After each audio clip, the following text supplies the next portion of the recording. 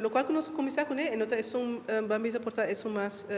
de prioridades para si nós começar que casa de cuido. Por sobre a hora que nós atende com falta de qualidade em casa de cuido tem que preocupar. Então nós começar a trabalhar parte aí. Então por sobre nós que make sure que a pessoa que está echt é mais vulnerável nas comunidades, é adulto maior com verdade, mas ser de cuido intensivo, com não há cuido adequado, de qualidade. Então, pensei, nós começamos a trajectória aqui, mas que é 5% da nossa população de adulto maior, mas toch tem efeito muito importante para nós.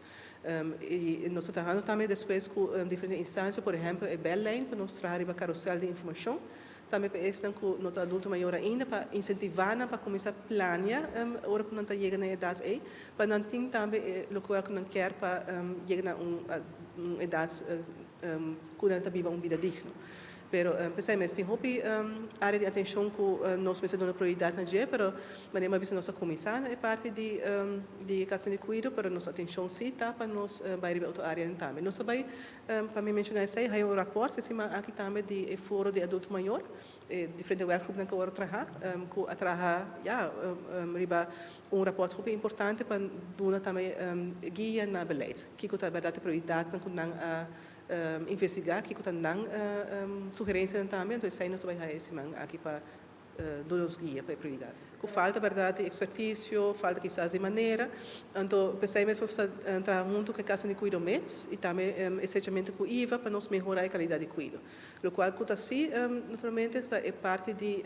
ensinança é parte de opleidingsniveau que nós precisamos melhorar esse é definitivamente tá uma área de atenção e mas para também acaba com o diretor de direção onderwijs over isso sobre não somente na Aruba mas internacionalmente falta hope gente de cuido e de cuido de adulto maior seguro também porque é cuido toch intensivo hope